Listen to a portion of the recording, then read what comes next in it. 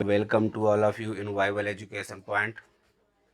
आज हम जैसा कि इस पे राइट है बौद्ध धर्म के बारे में जानकारी करेंगे या बौद्ध धर्म पढ़ेंगे। इस वीडियो में हम केवल बुद्ध के जीवन के बारे में बातचीत करेंगे तथा सेकेंड वीडियो हम बौद्ध धर्म की शिक्षाएं और उनके आइडियाज विचार के बारे में बतलाएंगे। तो आइए स्टार्ट करते हैं। बौद्ध धर्म में बुद्ध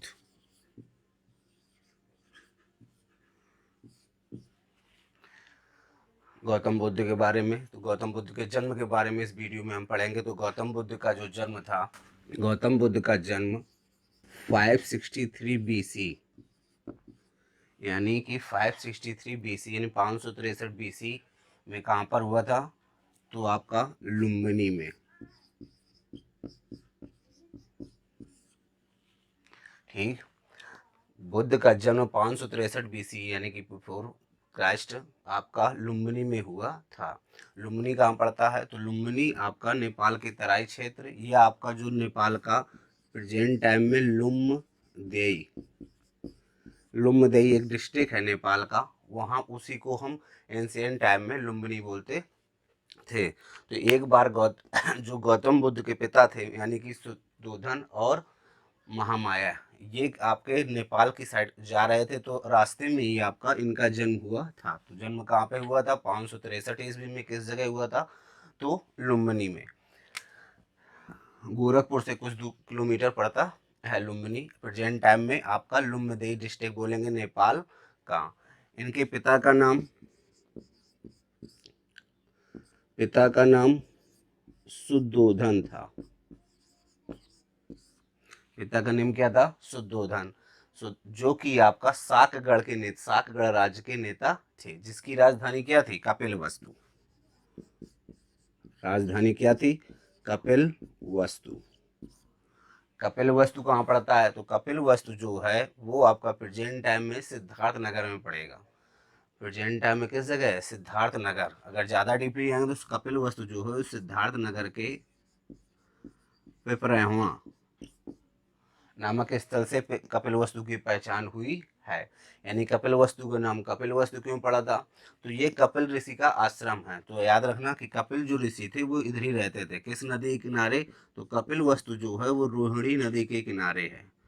किस नदी किनारे है? रोहिणी नदी के किनारे है। रोहिणी जो है वो आपका राप्ती नदी की सहायक नदी बोली जाती है। तो क्लियर हो गया। इनके पिता का नाम क्या था? शुद्धोधन था। शुद्धोधन कहाँ के राजा थे? तो सागड़ राज्य के राजधानी आपका राजा थे, जिसकी राजधानी क्या थी? कपिलवस्तु। कपिलवस्तु कहाँ पड़ता है? तो प्रेजेंट टाइम में सिद्धार्थ नगर का जो पिपरावा विलेज है या पिपरावा जो स्थल है उसी से इसकी पुष्टि हुई है। कपिलवस्तु किस नदी के किनारे है? तो कपिलवस्तु आपका रोहिणी नदी के किनारे है। रोहिणी नदी किस नदी की सहायक रिवर है? तो रोहिणी जो नदी है वो राप्ती रिवर की सहायक नदी है। डिस्ट्रिक्ट पूछेगा तो आप बताएंगे कपिलवस्तु जो है वो सिद्धार्थ नगर में पड़ेगा। आगे स्टार्ट करते हैं। जन्म और पिताजी के नाम हो गए। इनकी माताजी का नाम, माताजी का नाम जो था वो था आपका महामाया। महामाया, जो महामाया थी वो आपका कौशलगढ़ महाजनपद की राजकुमारी थी। इनकी जो डेथ है वो आपका गौतम बुद्ध के जन्म के 7वें दिन ही इनकी डेथ हो जाती है। तो 7वें दिन याद रखेंगे। गौतम बुद्ध की जो माता जी थी या इनकी माता जी का नेम क्या था? तो गौतम बुद्ध की माता जी का नाम महामाया था, जो कि आपकी कौशलगढ़ राज्य की राजकुमारी थी। तथा इनका जो वो आपकी डेथ है वो 7वें दिन हो जाती है। तो उनका लालन पालन अर्थात जो उनकी मौसी थी, मौसमी कौन थी? तो प्रजापति गौतमी। इनकी डेथ के बाद, महामाया की मृत्यु के बाद प्रजापति गौतमी ने ही उनका लालन पोषण किया था। पत्नी यानी कि 16 वर्ष की अवस्था में, गौतम बुद्ध के जन्म के बाद 16 वर्ष की अवस्था में उनकी जो शादी है वो आपका यशोधरा से कर दी गई। किससे कर दी गई? तो पत्नी का नाम क्या था? यशोधरा। यशोधरा से कर दी गई। कितनी वर्ष की अवस्था में? तो 16 वर्ष की अवस्था में। ठीक, ये सिद्धार्थ की एज है, राइट है। 16 वर्ष की अवस्था में यशोधरा के साथ उनका विवाह कर दिया गया। यशोधरा के अन्य नाम भी मिलते हैं, जैसे बिंबा, गोपा और भदच्छना। ये तीनों नेम भी आप किसके हैं? यशोधरा के। यशोधरा कौन थी? तो यशोधरा गौतम बुद्ध की पत्नी का नेम था, याद रहेगा। तो बिंबा, गोपा और भदच्छना भी आपके यशोधरा के ही नेम हैं।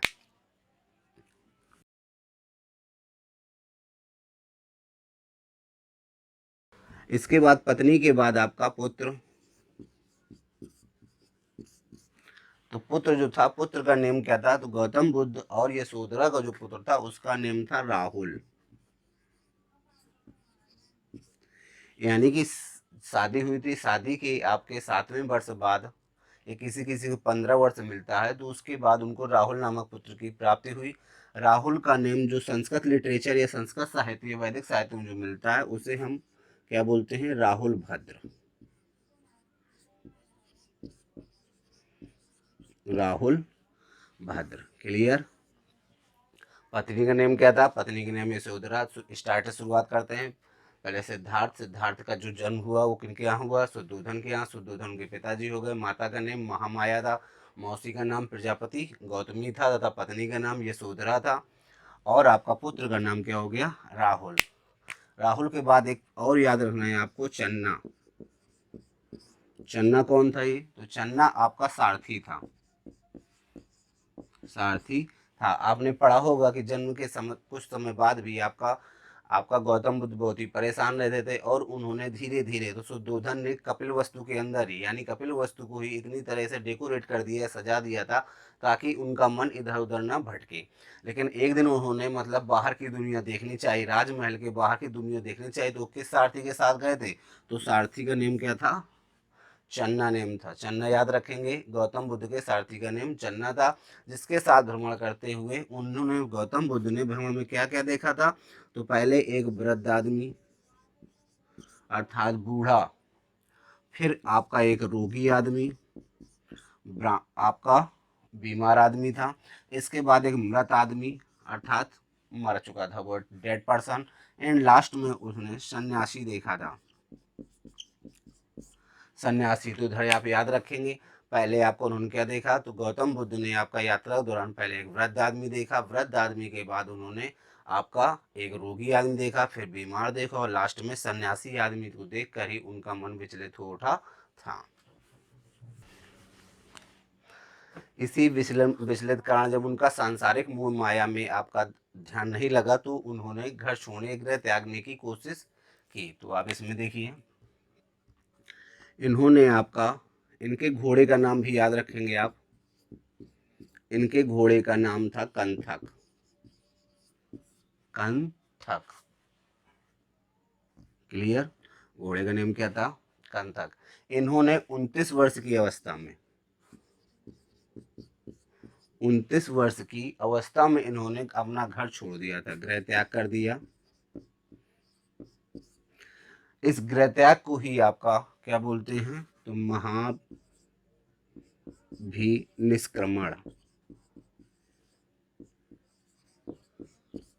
यानी कि आपका गौतम बुद्ध की जो गृह त्याग की घटना थी, उसे बौद्धिस्ट, जो आपका बुद्धिस्ट वो लिटरेचर है, बुद्धिस्ट साहित्य है, उसमें क्या बोलते हैं इस घटना को? तो महाभिनिष्क्रमण। 29 वर्ष की अवस्था में घर छोड़ा। 29 वर्ष के आफ्टर 6 ईयर्स, यानी कि लगभग 35 वर्ष की अवस्था में, 35 वर्ष की अवस्था में निरंजना नदी के किनारे,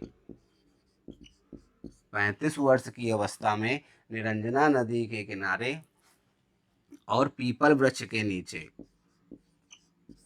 पीपल वृक्ष के नीचे, निरंजना का जो एजेंट नाम है उसे हम फल्गु बोलते हैं, क्लियर। तो 35 वर्ष की अवस्था में निरंजना या फल्गु नदी के किनारे पीपल वृक्ष के नीचे इनको वैशाख पूर्णिमा, वैशाख पूर्णिमा को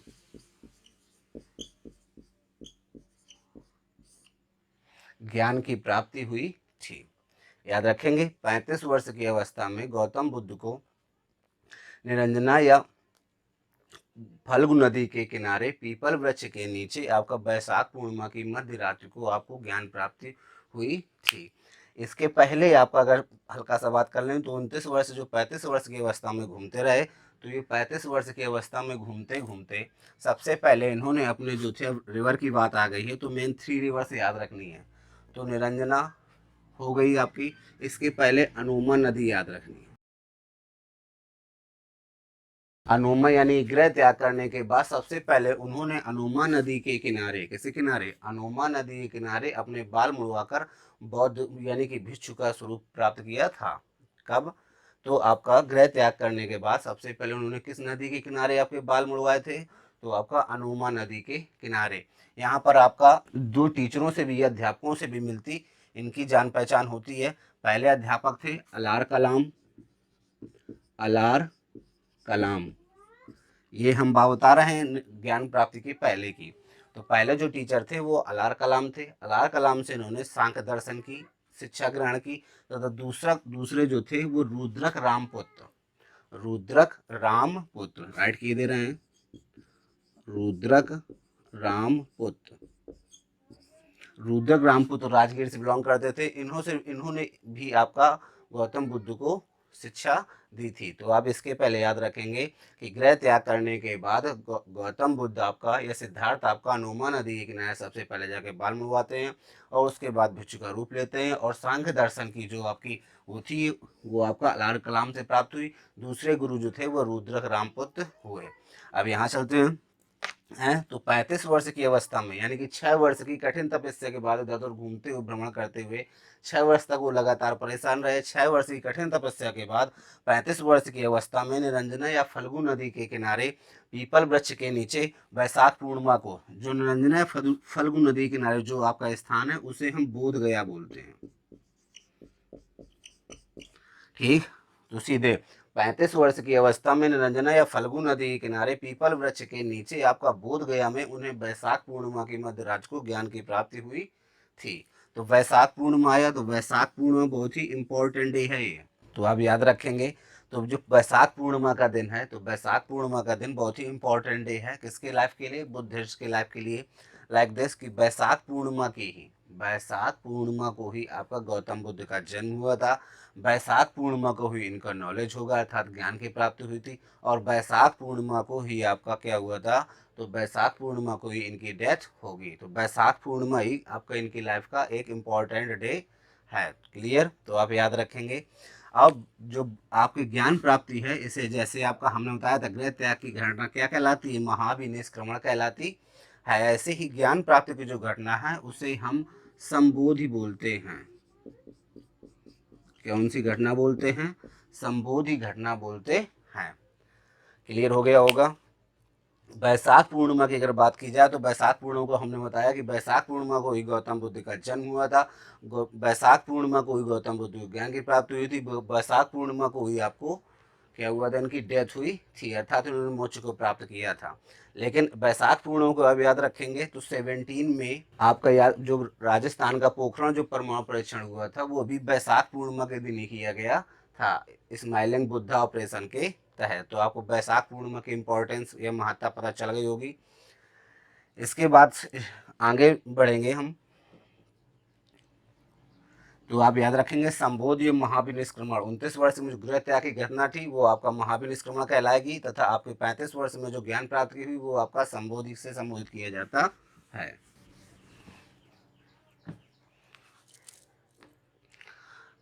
ज्ञान प्राप्त करने के बाद ये आपका सबसे पहले आपका सारनाथ गए। सारनाथ गए। सारनाथ में आपका इन्होंने सबसे पहले 5 ब्राह्मणों को आपका इन्होंने क्या दिए? उपदेश दिए। यानी कि प्रथम उपदेश आपका गौतम बुद्ध ने कहाँ पे दिया था? तो प्रथम उपदेश आपका उत्तर प्रदेश के यानी कि वाराणसी से 10 किलोमीटर दूर पड़ता है सारनाथ। तो वाराणसी के 10 किलोमीटर जो सारनाथ पड़ता है, तो सारनाथ को एंशिएंट टाइम में ऋषिपत्तनम बोलते थे। तो ऋषिपत्तनम में ही 5 ब्राह्मणों को उन्होंने सबसे पहले आपका प्रथम उपदेश दिया था, जिसे हम आपका इस घटना को धर्म चक्र परिवर्तन बोलते हैं। क्या बोलते हैं इस घटना को? धर्म चक्र प्रवर्तन घटना बोलते हैं। किस घटना को? तो आप याद रखेंगे गौतम बुद्ध द्वारा दिया गया प्रथम उपदेश जो सारनाथ में था, वही आपका बुद्ध धर्म में आपका धर्म चक्र परिवर्तन की घटना कहलाती है। इसके बाद ये आपका आगे बढ़ने के बाद ये आपका श्रावस्ती गए। श्रावस्ती एक इम्पोर्टेंट जगह है। क्यों? जो श्रावस्ती है वो आपका प्रेजेंट टाइम में आप बोल सकते हो गुना डिस्ट्रिक्ट में पड़ेगी। श्रावस्ती क्यों है? तो श्रावस्ती जो थी वो कौशल महाजनपद की राजधानी थी। किसकी थी? कौशल महाजनपद की राजधानी थी। यहीं पर आपका गौतम बुद्ध ने अपने लाइफ के 25 वर्ष लगभग व्यतीत किए थे। तो गौतम बुद्ध ने अपने जब 25 वर्ष तक किसी जगह पर रहेंगे तो अब जब रहेंगे तो वहीं पर आपका सर्वाधिक उपदेश देंगे। तो कभी कभी क्वेश्चन पूछता है कि गौतम बुद्ध ने अपने सर्वाधिक उपदेश आपका किस जगह दिए? तो गौतम बुद्ध ने अपने सर्वाधिक जो उपदेश दिए थे वो आपका श्रावस्ती में दिए थे, क्योंकि वहाँ वो 25 वर्ष तक रुके थे। श्रावस्ती किस जगह पड़ती है? तो श्रावस्ती को आपको प्रेजेंट टाइम में गोंडा डिस्ट्रिक्ट में पड़ेगी। किस डिस्ट्रिक्ट में पड़ेगी? गोंडा डिस्ट्रिक्ट में पड़ेगी, जिसे हम सहेत महेत, यानी इसकी पहचान जो है वो सहेत महेत जगह से की गई है। अगर जगह का नाम भी पूछता है तो आप क्या बताएंगे? श्रावस्ती को प्रेजेंट टाइम में क्या जाना जाता है? तो श्रावस्ती को प्रेजेंट टाइम में गोंडा के सहेत महेश नामक स्थल से इसका परिचय मिलता है।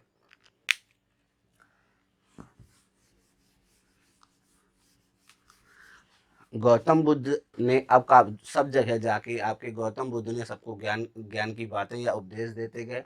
इसी में आपको याद रखना है 80 वर्ष की अवस्था में, 80 वर्ष की अवस्था में लगभग 583 बीसी 583 बीसी में इन्होंकी डेथ हो गई थी। कैसे?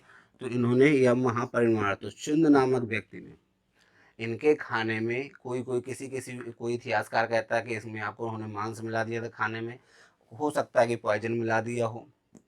तो चुंद द्वारा दिया गया भोजन, चुंद ने जो इनको भोजन दिया उस भोजन को खाने से ही इनकी 80 वर्ष की अवस्था में 483 बीसी को कुशीनगर में इनको महापरिनिर्वाण अर्थात उनकी मृत्यु हो गई थी कुशीनगर में। कुशीनगर जो कहाँ पड़ता है? तो प्रेजेंट टाइम में कुशीनगर जो है वो देवरिया डिस्ट्रिक्ट में पड़ेगा। किस जगह पड़ेगा? देवरिया डिस्ट्रिक्ट में। तो कुशीनगर किस जगह है? तो कुशीनगर देवरिया डिस्ट्रिक्ट में है। ये किस नदी के किनारे है? तो ये आपको हिरण्यवती नदी के किनारे स्थित है। क्या? कुशीनगर। तो आप याद रखेंगे आपके गौतम बुद्ध की जो मृत्यु है वो आपका 80 वर्ष की अवस्था में 483 बीसी को चुंद द्वारा दिए गए भोजन के करने से देवरिया के कुशीनगर में हो गई थी, जिसे जो किस नदी के किनारे है? तो हिरण्यवती नदी के किनारे है। मृत्यु के पहले यह अंतिम उपदेश इन्होंने किसको दिया था? तो आप याद रखेंगे सुभक्ष को। यानी कि अंतिम उपदेश या अंतिम शिष्य, लास्ट शिष्य उनका कौन था? तो वो आपका सुभक्ष था, जिनको आपका ये मल्लों की राजधानी थी और मल्ल यहाँ पर रहते थे। तो सुभक्ष नामक व्यक्ति को इन्होंने अपना अंतिम उपदेश दिया था। याद रखेंगे। क्लियर? तो आपको जन्म, माता पिता और उनके जगहों के बारे में धीरे धीरे पता चल गया। अब इनके जन्म से कुछ आपके जिन्हें कहा गया है, मतलब जो वर्ड यूज किए गए हैं, जैसे महाविनिष्क्रमण, इनके बारे में थोड़ा जानकारी लेते हैं। महाविनिष्क्रमण, ठीक, संबोधि, धर्मचक्र परिवर्तन, महापरिनिर्वाण।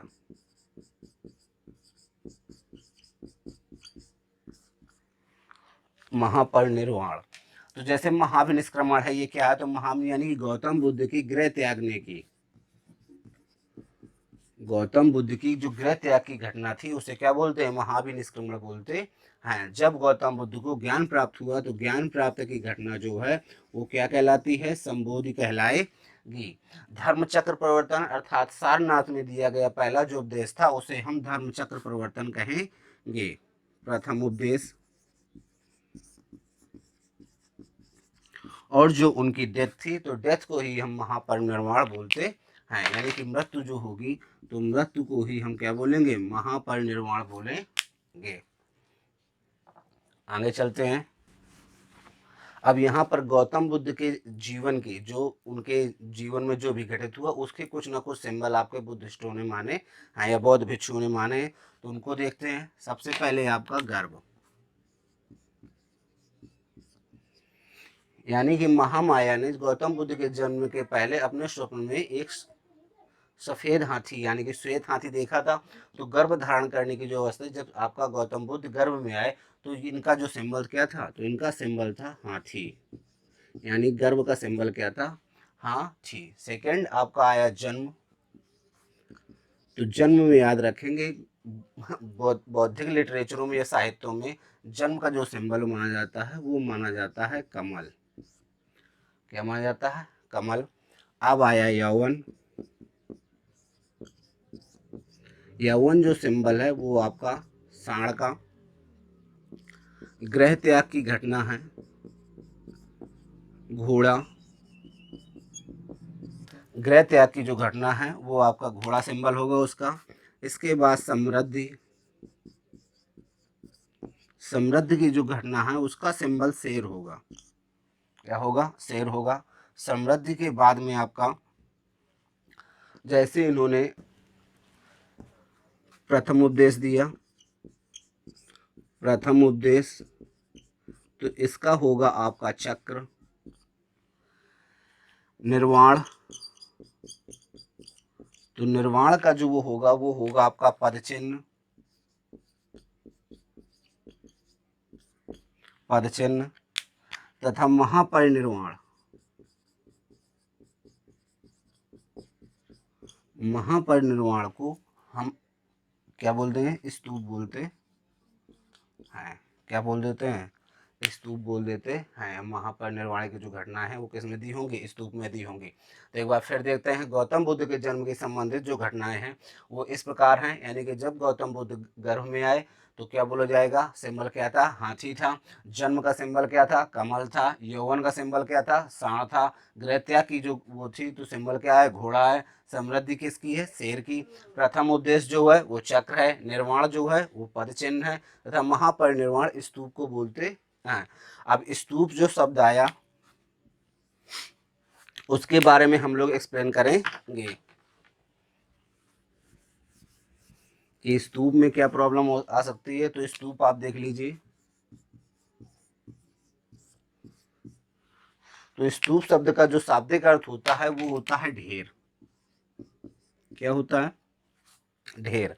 यानी कि स्तूप शब्द का जो शाब्दिक अर्थ होगा उसे क्या बोलेंगे, ढेर। किसी भी चीज के ढेर को हम स्तूप बोलते हैं। संस्कृत में स्तूप शब्द का जो था तो वो अग्नि की ज्वालाएं, शाब्दिक अर्थ क्या होगा, अग्नि की ज्वालाएं। तो बुद्ध धर्म में आपका जो स्तूप है वो 4 प्रकार के मिले हैं। पहला था शारीरिक, दूसरा आपका पारिभौमिक, पारिभौगिक, तीसरा था उद्देशिक और चौथा था संकल्पित।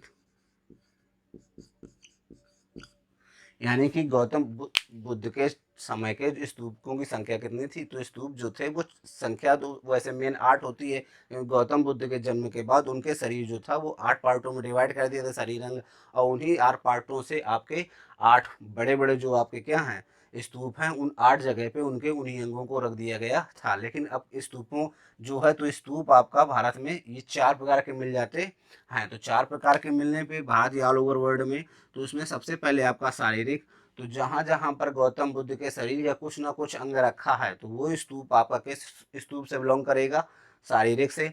दूसरा है पारिभौमिक, तो पारिभौगिक का मतलब है अर्थात जिस जगह पर गौतम बुद्ध ने कुछ ना कुछ वस्तुओं का उपयोग किया है और उन वस्तुओं को उनकी याद में रख दिया जाता है तो पारिभौगिक कहलाएगा।